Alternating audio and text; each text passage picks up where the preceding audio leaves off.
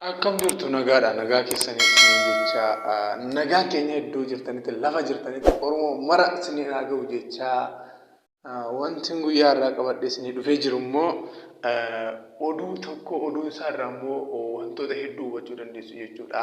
Akkuma yeroo darbee sirba Yoosan Geeta'uun baala gisee jedhee uummata Oromoo bashaq godhee bakka bashannansiisaa ture. Uummanni hundiyyuu diinniyyuu ittiin sirbaa ture jechuudha. Sirba Yoosan Geeta'uun immoo itti aansee immoo amma sirbi wayii gadhiifamuuf jira. Sirbi kunis sirba eenyu akka ta'e qophii keenya keessaa guutummaatti ni hubattu jechuudha. Sirbi kun yeroo dhiyootti kan inni gallakkifamu baay'een tutturu. Yaa ta'u malee kabajamtoota daawwattoota hordoftoota keenya warreen qophiin keenya immoo haara isiniif ta'e laayikii fi sabskiraayib gochuudhaan qophii keenyatti seenaa isiniin jecha egaa sirba yeroo darbee baay'eedhuma isaan kaasnu sirba Yoosan Geeta'uun artistii Oromoo baay'ee jaalatudha. Baay'ee immoo sirbi isaa baay'ee fudhatama guddaa kan qabu fudhatama guddaa keessaa addatti kan qabu jechuudha. Har'a immoo qophiin nuti ittiin walitti deebinee jirru wanta haaraa ta'een sirbis aaraan Andu'aalem Gosaa sirba qabatee dhufaa jira wanta jedhudha. Andu'aalem Gosaas immoo sirba kana fidee uummata keenyatti as ba'uuf jira. Andu'aalem Gosaa akkuma beekamu sirboota hedduus hojjetee jira. Baay'ee sirbi isaas baay'ee beekamaadha. Kan Andu'aalemsi sirboota Andu'aalem guutummaa isaatti duubatti deebinee kaasuu osoo hin taane wanti hedduu hojjete waan bareedu hojjeteera. Aartii Oromoo keessatti fudhatama guddaa argateera. Oromoodhaan waan guddaa hojjeteera. Andu'aalem Gosaa akkuma beekamu aartii Oromoo keessatti illee jaalatamummaa guddaa qaba jechuudha. Yaa ta'u malee har'as immoo sirba tokko fidee dhufee jira. Mata duree isaas adda baasnee hammatti himuu yoo dadhabnellee sirbichi sirba hojjetamee as ga'uuf uummatatti as ba'uuf karaarra jirudha jechuudha. Isin beeksisuuf malee sirbi kun ammatti mata duree isaa kana jedhamee adda ba'ee yookiin immoo murteeffamee himamee miti. Yaa ta'u malee guyyaa isaatti himama sirbichi kunis wanti hunduu yeroodhuma eegetti yeroo isaatti himama irra gaame jechuudha. Sirba hojjechuun salphaa miti. Aartii hojjechuun waan salphaa isinitti fakkaata. Salphaa miti baay'ee ulfaataadha aartiin.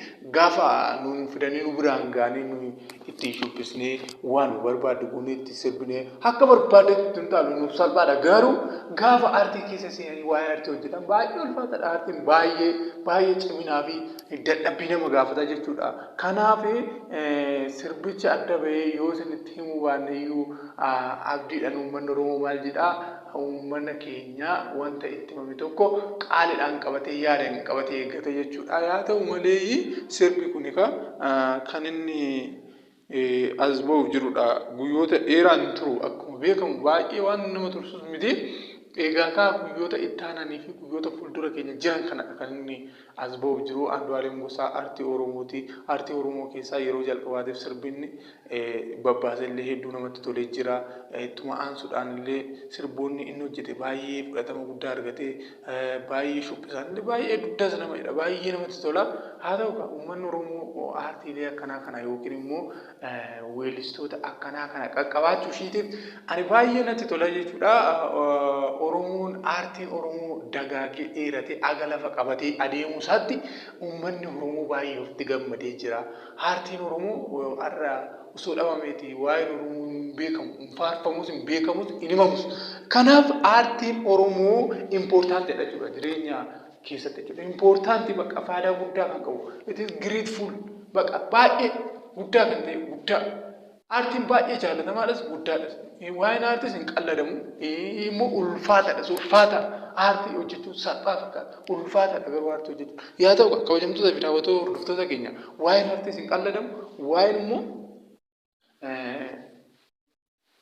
sirbitoota Oromoo har'a guyyaa isaanii fi yeroo isaanii eeggatanii yookiin immoo of wareeganii of kennanii guyyaa guyyaadhaan wantoota hedduu nu biraan gahaa jiran kana galatooma kabajamaa isiniin jechaa kabajamtoota hordoftoota daawwattoota keenya qophiin keenya guyyaa har'aatti qabannee isiniif dhiyaannee jirru qophiidhuma sirba kanaati kanumaan gurra isin buusa jedheen waan baay'ee yoo naasa'uu baadhee har'arratti kanumaan gurra isin buusaa gurruma yoo nama buuse namni neegaa jechuudha. Sirbi kun hedduusaa baay'ee turee yookiin immoo dheeratee tura miti hin gadhiifama hin turu. Kabajamtoota fi daawwattoota hordoftoota keenya aga qophii biraatiin deemnee wal arginutti qophiin keenya guyyaa har'aanii asumarratti xumurama. Deemnee qophii biraatiin haga wal arginutti nagaatti fayyaa taasisaniin jedha.